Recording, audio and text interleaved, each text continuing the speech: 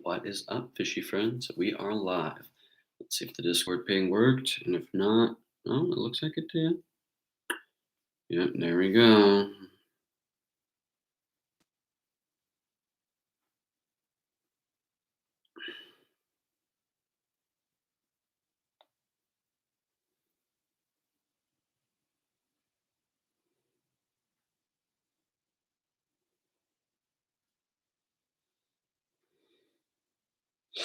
Welcome to our first two viewers of the day.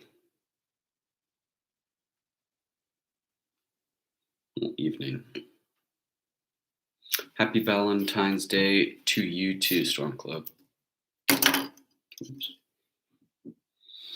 So we have a couple things that we could be doing tonight. One thing is for certain. Well, welcome, Roger. Roger, good to have you. One, we could just go over romantic fish. I have a couple in mind um, that we will be going over, and we can just do that normally and then take questions or topics of conversation, or we could do that with painting a model. You do not necessarily have to do that, but you guys seem to like it the past couple of times I've done it, so I thought I'd throw it out there. Or we could keep it to our previous arrangement of that type of stuff. Indeed, level up. We will be talking about fish and fish that are quote unquote romantic towards their partners, I guess is the best way to put it.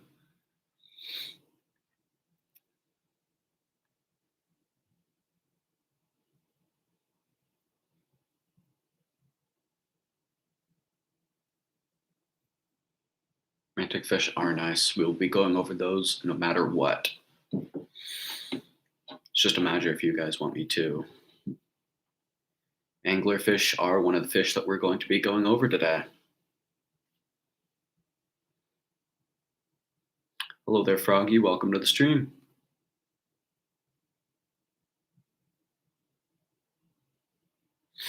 Oh, yeah, I forgot I was going to post this somewhere. The fact that we're doing a stream today. Ocean Mike YouTube.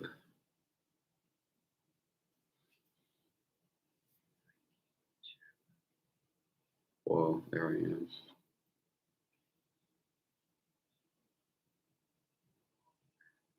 I get 5-second delay.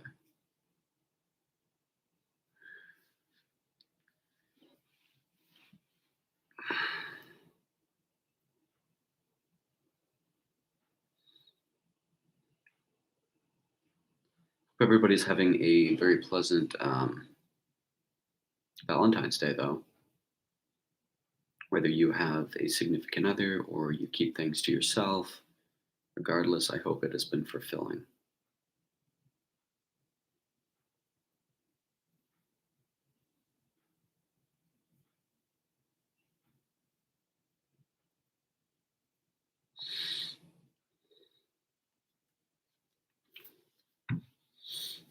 All right, so what do you guys want? Do you just want me to go over the facts as normal?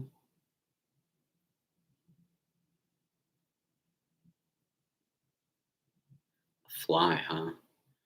Kind of ironic for somebody whose whole shtick is being a frog. Anyway, do you guys want just normal fish facts and conversation with you guys, or are you down with painting? Or do you want painting? Either way, I am more than happy to provide. Hey there, Lucid Boar. I'm glad that you managed to stop by for a moment.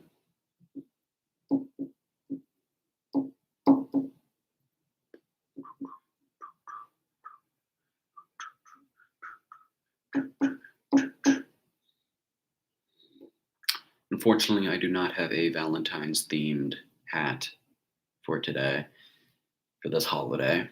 However, I am prepared to share with you only my most romantic fish facts.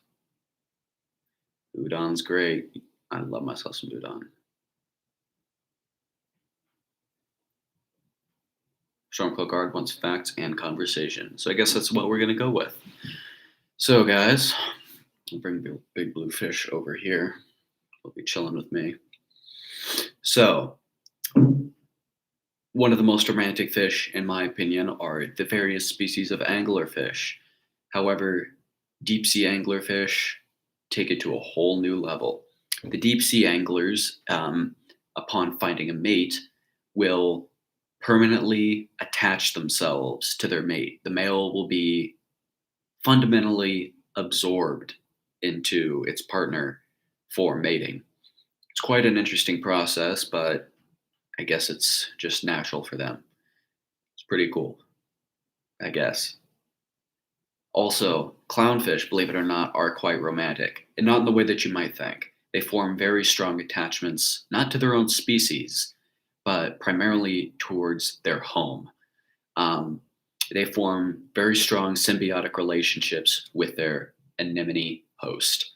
Both of them rely on each other in one way or another. Um, Clownfish obviously use their um, bodies for protection, and the anemone uses them for algae, as clownfish do leave and occasionally look for food. And so it's a relationship that goes both ways. So I find that a little bit romantic in a sense.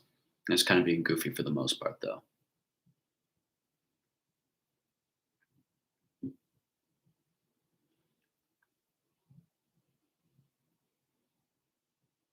Clownfish are also romantic in the sense um, that they will switch their own gender as a successful hermaphrodite to be able to provide for their young. Not necessarily the most romantic thing, but it is still a sweet thing that they do to be able to provide for their offspring. Seahorses can be. Seahorses are pretty unique as far as aquatic organisms go. They spend most of their lives eating, as the majority of seahorse species do not have a complete digestive system, so they're almost constantly feeding. So, romance can squeeze in there every once in a while as far as fish go or aquatic organisms, but they do attempt to look after their young and stay together as long as possible. However, it is difficult for us to see that as they live their lives very differently.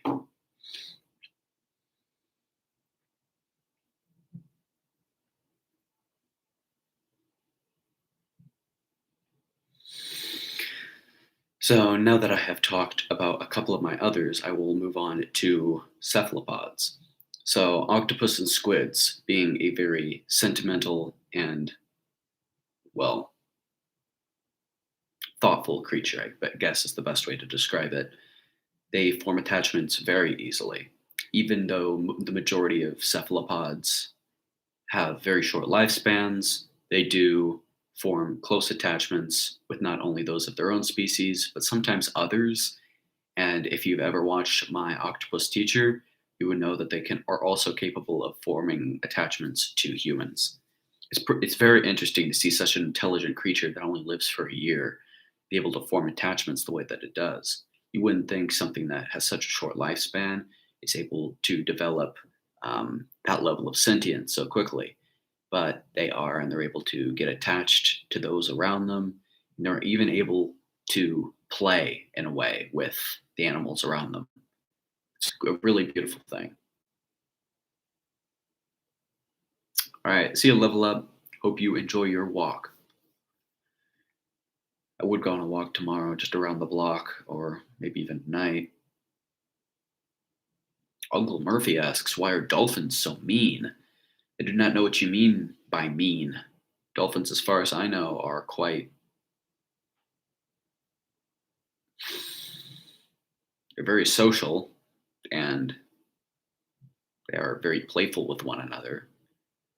Do you have an example of mean? Were they like unkind to you in a certain period of time? Or give me the lowdown here. Dolphins are actually quite romantic too, as they will spin and try to like almost cuddle each other in the water. I don't know if I'd call that bullying sharks. Sharks are one of their immediate predators, so they don't really bully, but they try to fend off the best that they can because they know that sharks are capable of taking them out. So they will work together actually to not only fend off predators, but to protect their wounded, which is a very romantic thing that they do. If their partner or a member of their pod is wounded, they will all band together and rapidly swim around it in a circle to confuse and disorientate the predator so they can no longer focus on the single wounded one. Fish have been found around mm, near the bottom of the Mariana Trench, which is, as we know, currently, it's just the deepest part of the ocean. I forget the exact meters, but the fish or fish that lives down the deepest is the Mariana snailfish.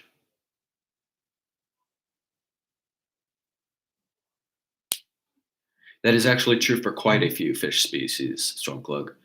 If their partner dies, there are quite a few fish that will just not mate anymore as they have already, in their eyes, lost their opportunity and will just continue to try to live their lives to the best they can without their partner.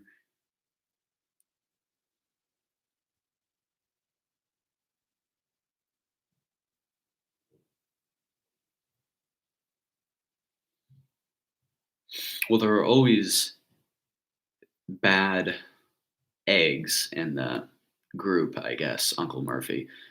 Just like humans, there are those with flaws or those who wish to cause harm to others.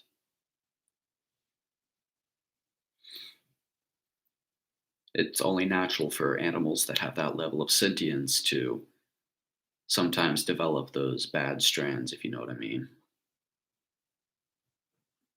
As unpleasant as it is to hear about or have in our world, it is a unfortunate reality.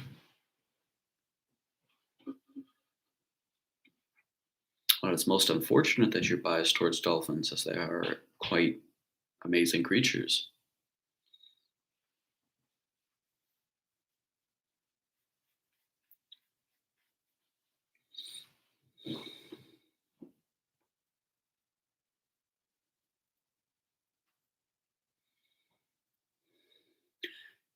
Does anybody have any questions or topics of discussion?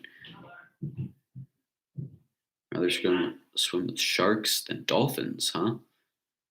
Well, both are intelligent and interesting creatures, but that is all up to you. How am I doing? Been fine. We got takeout for Valentines. Painted a guy or two. I think I painted two today. Honestly, don't remember. The days have kind of been blending together as of recent. Anyway, my day's been fine. Just kind of chilling. Everybody else's day has been well.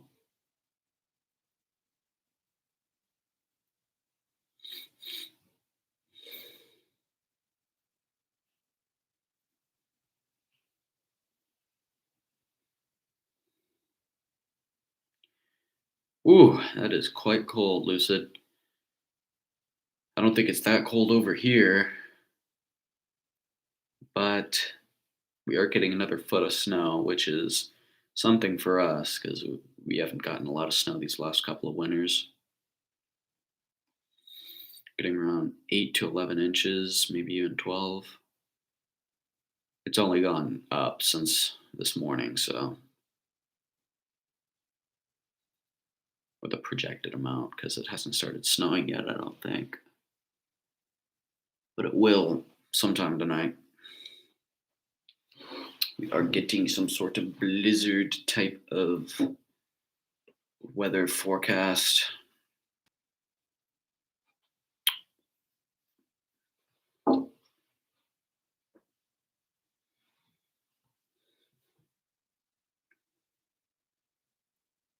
Does Big Blue Fish have a Valentine? He does not this year, and neither do I. Big Blue Fish and I are living the bachelor life. That's the coldest wind chills you've gotten? A few years ago, we were still at the old house, so maybe how long ago was that? It was like maybe 7 years ago, maybe six. It was so cold. I forget the exact temperature, but it was unbelievably cold. It was cold to the point if you threw boiling water, like you had it in like a bucket or something, and you threw it out in the air, it would freeze midair. So it was quite wild.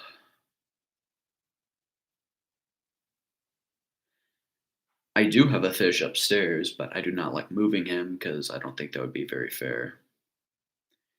And yes, although they do need oxygen to live, they process it differently. They require the water to filter through their lungs, just like what's a good example?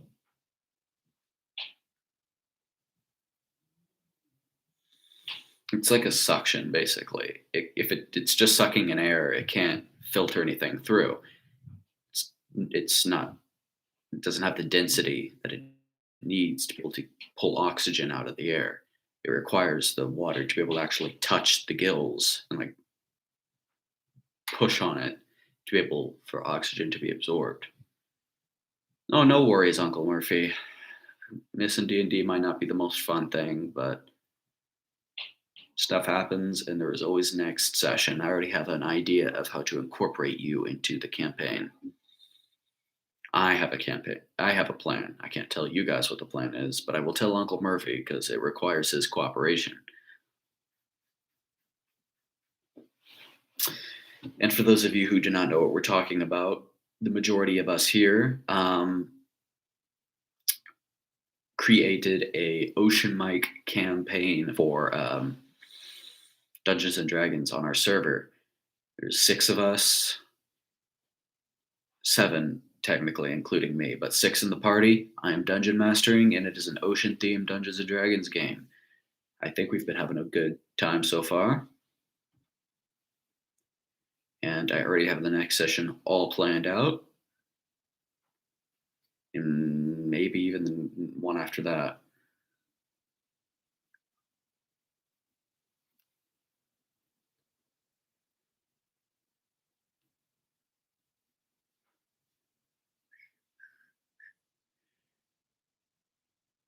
Saturdays after church. Okay. Wait. On Saturdays. Oh. I thought most families went to church on Sunday. Every family's different. Anyway, I understand that completely. So we can do it um, on Sunday if that works better for folks. Maybe earlier in the day on Saturday, Friday evening, maybe. I don't do much, so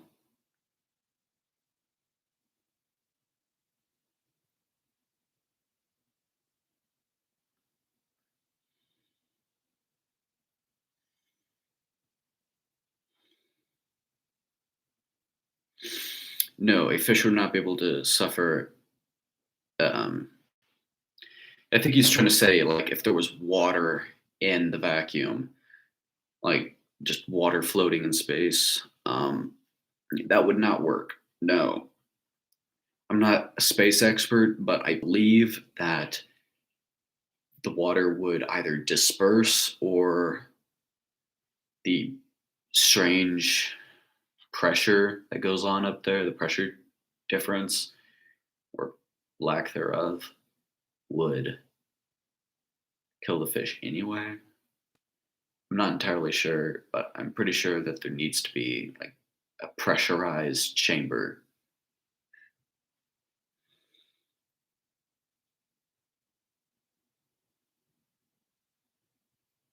Space is very cool.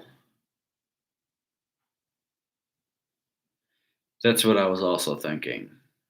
the water probably get frozen more than anything.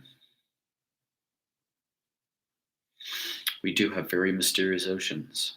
I'm looking forward to trying to get involved with discovering those mysteries eventually, because there is all sorts of stuff to discover and learn about and protect, because our oceans are a very vital asset to our world.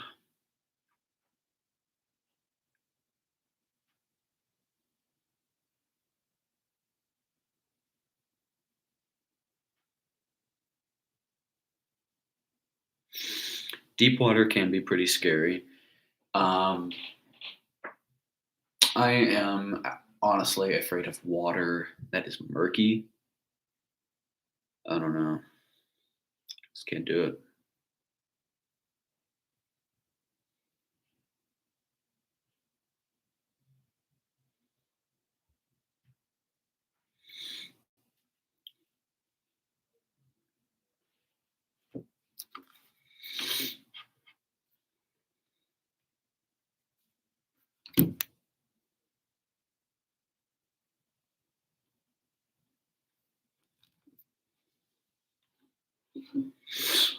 It can be a little bit scary, but I guess the best way to overcome that fear, well, kind of like what I did, snorkeling is a good way because you get to stay on the top, but you don't necessarily have to go down deep into it.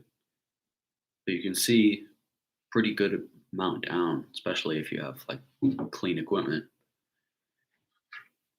I saw some cool stuff: sea turtle, um, nurse shark.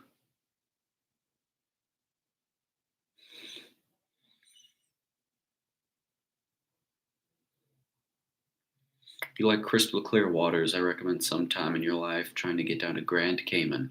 Clearest waters you'll ever see. Amazing snorkeling, tons of wildlife. It's a beautiful place.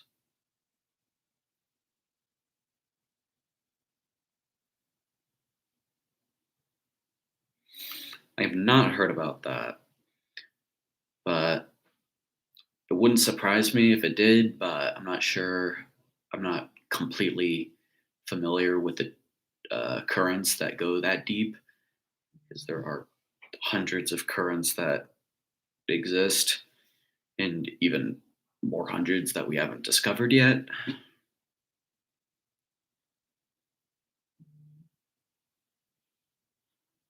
So it is possible if there is a current that is capable of dragging something down.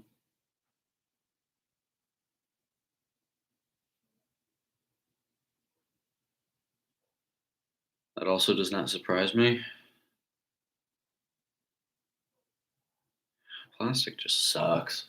Wish we didn't invent plastic. Do something else like glass. I don't know. Something. Some sort of like biodegradable. What if we just had like leaf woven packages? I don't know. That sounds a lot better to me. Like grass woven. I don't know what I'm talking about. Big blue fish. Brainstorming.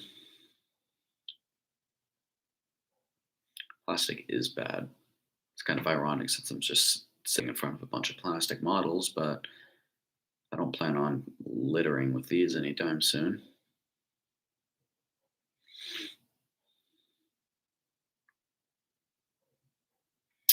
We are getting close to 25 minutes, so we'll take a few more questions or comments or things that you guys want to talk about.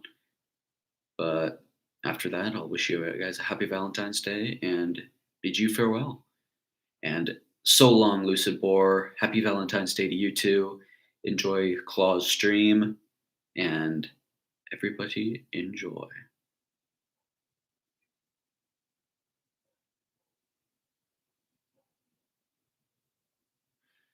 That is not how the internet works. And I don't know who they is, but I believe that to be quite silly. because that would imply that it's Ethernet, not internet.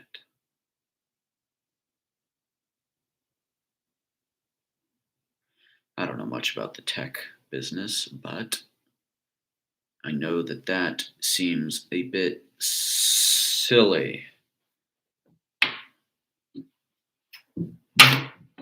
Oops. Big Bluefish's large, bulbous eyes just slapped against the table.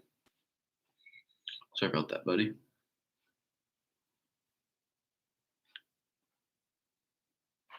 Oh, that was your little brother. Let the man game, Froggy. Froggy's younger brother. I fought for you to game. Never forget that. Ocean Mike is the one who fought for your rights to game. Anyway, I'm going to leave it at that. Big Bluefish and I wish everybody a very happy Valentine's Day. Have a great night, guys, or morning, or whatever time of the day it is for you guys. I'm going to do some painting and listen to a podcast or something. Probably get a snack, maybe drink a water. I recommend everybody to find a relaxing activity and do the same. So, like always, feel free to leave suggestions or questions down below in the comments, and I will answer them to the best of my ability. Feel free to join our Discord server. Pardon me. So we can continue the fun in there. See you guys some other time. And like always, stay safe and goodbye, fishy friends.